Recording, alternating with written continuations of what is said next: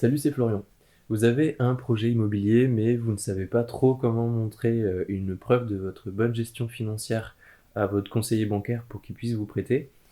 Ou alors vous avez carrément des petits soucis de gestion financière et vous aimeriez les améliorer pour pouvoir faire ce fameux projet que vous avez tant envie de réaliser. Ben écoutez, c'est une bonne nouvelle, vous êtes au bon endroit, on va voir tout ça dans cette vidéo. Mon premier conseil, ce serait de calculer votre taux d'effort. Alors c'est tout bête, hein, mais en fait c'est vraiment la base. C'est-à-dire qu'en fonction de votre taux d'effort, une fois que vous l'aurez calculé, alors je vous laisse voir, j'ai fait une vidéo avant celle-ci qui traite du taux d'effort, où j'ai même écrit un article sur mon site, hein, voilà, je ne vais pas re-rentrer dans le détail. C'est tout bête, mais si vous êtes au-dessus du taux d'effort théorique pour pouvoir emprunter, dans ce cas-là, je vous invite à faire un gros travail de fond, et c'est pas l'objet de cette vidéo, j'en ferai très certainement une pour vraiment donner des conseils pour ce cas spécifique. Si vous êtes dans le taux d'effort, donc en dessous de 35%, dans ce cas-là, vous pouvez regarder la suite de la vidéo, elle est faite pour vous. Surveiller la bonne gestion de ses finances, c'est un travail qu'on fait en agence bancaire très régulièrement, tout simplement parce que déjà, il y a plusieurs typologies de clients. Il y en a qui ont un gros besoin de suivi parce que ils sont pas très attentifs, ou ils ont un profil très dépensier, ou alors ils ont beaucoup d'imprévus et c'est pas forcément leur faute. Des fois, il y a des péripéties négatives qui se bousculent à leur porte et ils y peuvent rien. Mais c'est quand même un gros travail de fond, en fait, on a l'habitude de le faire, puisque avec beaucoup de clients, notamment ceux qui sont fichés Banque de France, il faut faire ce travail de fond. Maintenant, effectivement, le premier conseil que je vous donnerai, c'est sur la forme. Pour bien gérer vos finances personnelles, il faut, je pense, passer par les surveiller via une application bancaire. Pourquoi une application bancaire? Tout simplement parce que c'est dans votre poche, c'est sur votre smartphone, et ça vous donne beaucoup d'avantages pour surveiller vos finances. Déjà, dès que vous avez envie, et je vous conseille de le faire 1 ou 2 fois par jour, vous pouvez vérifier que tout se passe bien. Donc ça a déjà la vertu que s'il y a une fraude sur votre compte, vous pourrez intercepter les mouvements, ou tout du moins signaler à votre banquier ou bloquer votre carte rapidement avant que ça s'envenime, en fait. Ensuite, ça vous permettra aussi de surveiller, surtout si vous avez un budget un peu ric-rac, combien il vous reste à dépenser, et de ne pas faire des folies de ouf, et donc de ne pas aller au-delà de votre découvert autorisé et de ne pas générer des commissions d'intervention. Les commissions d'intervention, c'est super important parce que c'est un gros signe pour votre conseiller bancaire qui montre votre prêt immobilier qui a une mauvaise gestion de vos comptes. Donc c'est vraiment à bannir. Et si vous avez des commissions d'intervention qui apparaissent sur votre compte, soit il faut qu'elles soient super rares, une par mois, et qu'elles soient justifiées, qu'elles soient liées à quelque chose en particulier, pas aux dépenses quotidiennes. Soit dans ce cas-là, si vous en avez beaucoup et de manière régulière, il faut attendre et lisser votre situation sur plusieurs mois en bonne gestion financière avant de vous lancer dans le projet. Donc voilà, c'est sur la forme, je vous conseille de vraiment opter pour l'application bancaire parce que ça a beaucoup de vertus, en fait, et sur plusieurs points, comme on vient de le voir. Mon conseil suivant, sur le fond, c'est de vous imprimer vos 3 derniers relevés de compte. Vous allez me dire, oui, mais on les voit sur l'application. Oui et non. Alors en fonction de comment est faite votre application, et je ne vais pas rentrer dans le détail de comment fonctionne chaque application de chaque banque. En fait, la dimension d'imprimer vos comptes, bon, même si c'est pas bon pour l'écologie, ce sera bon pour votre portefeuille, au moins le temps d'apprendre à bien gérer ses finances personnelles.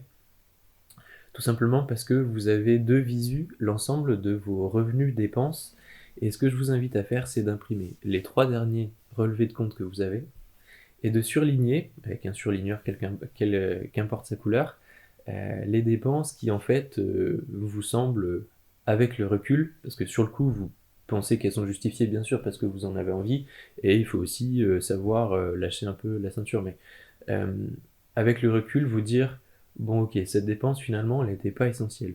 Typiquement, c'est le cas classique où vous faites un fast-food 2 jours consécutifs, par exemple, ou vous faites un peu trop de paris sportifs en ligne, etc.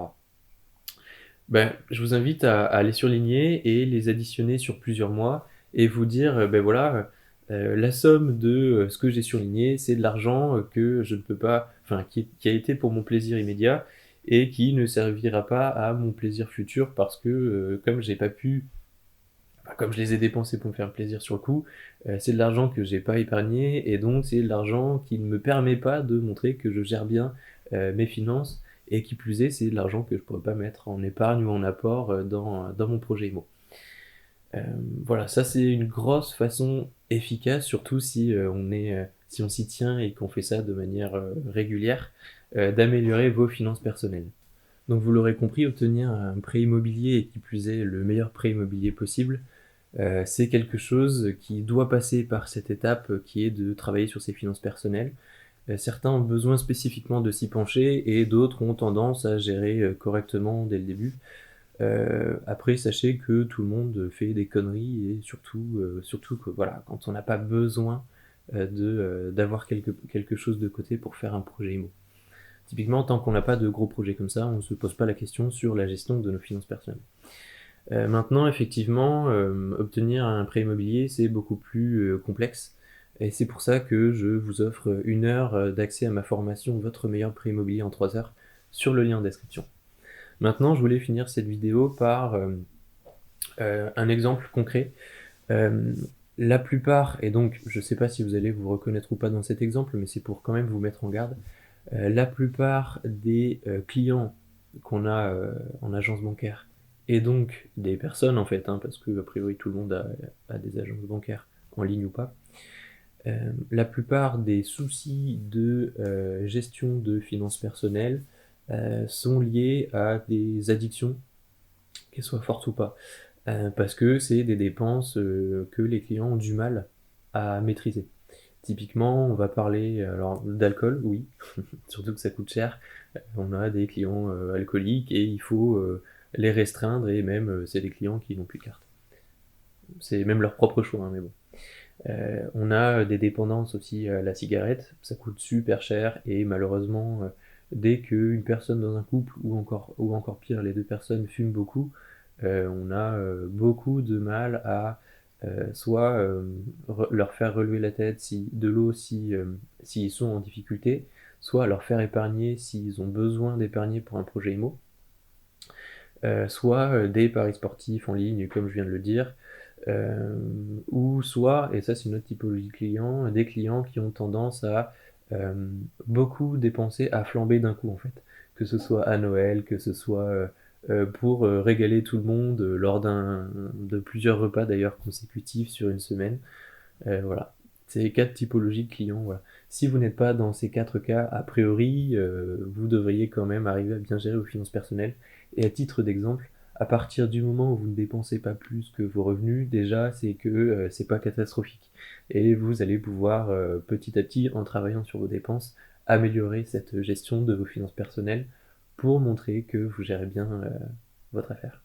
Si tu as envie d'aller plus loin et d'obtenir le meilleur prêt immobilier pour ton projet, alors je t'offre 1 heure de contenu à ma formation Votre meilleur prêt immobilier en 3 heures. Je te mets le lien dans la description, je te dis à tout de suite dans mes vidéos. Ciao!